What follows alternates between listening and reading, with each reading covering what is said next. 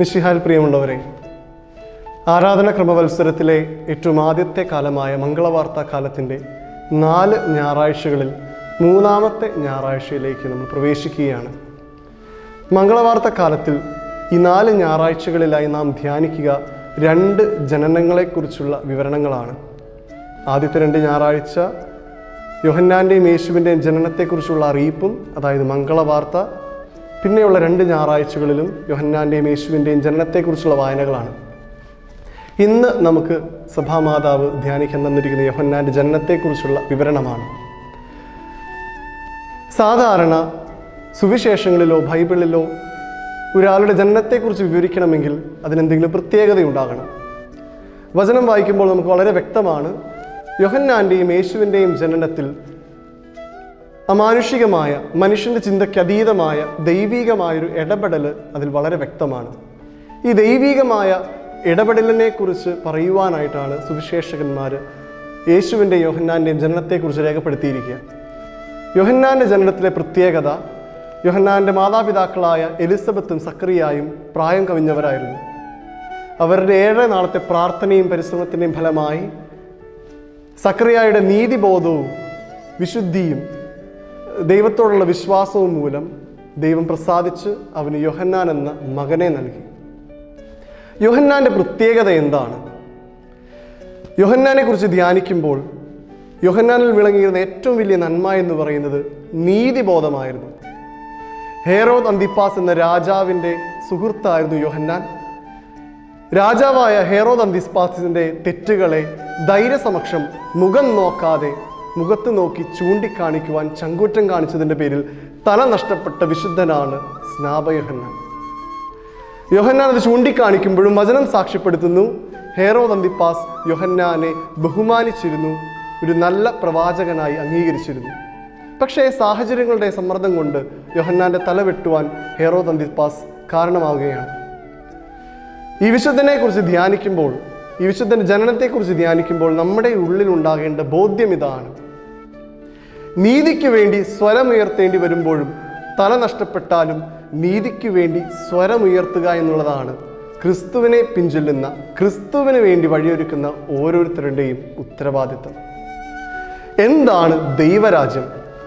വചനം പറയുന്നു, ദൈവരാജ്യം എന്നാൽ ഭക്ഷണമോ പാനീയമോ അല്ല,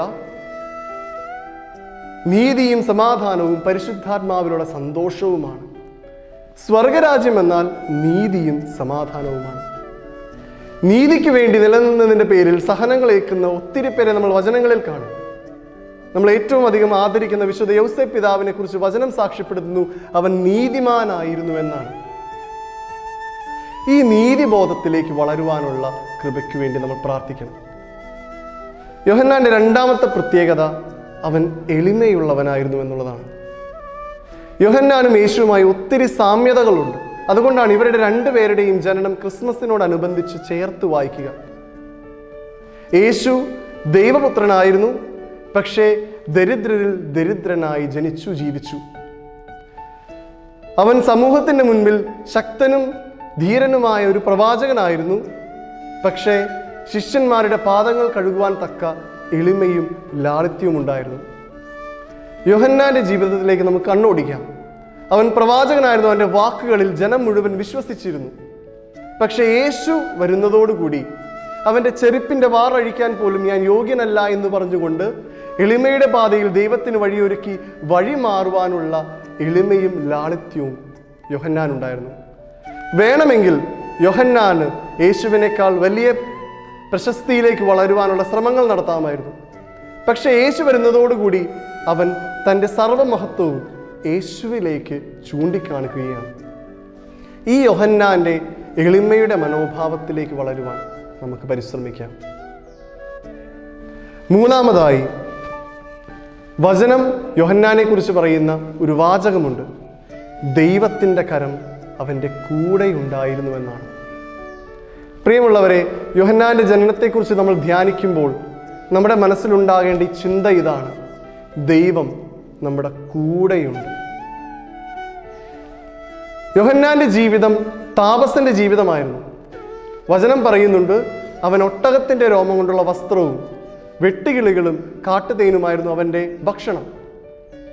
അവൻ മരുഭൂമിയിലായിരുന്നു ജീവിച്ചിരുന്നത്.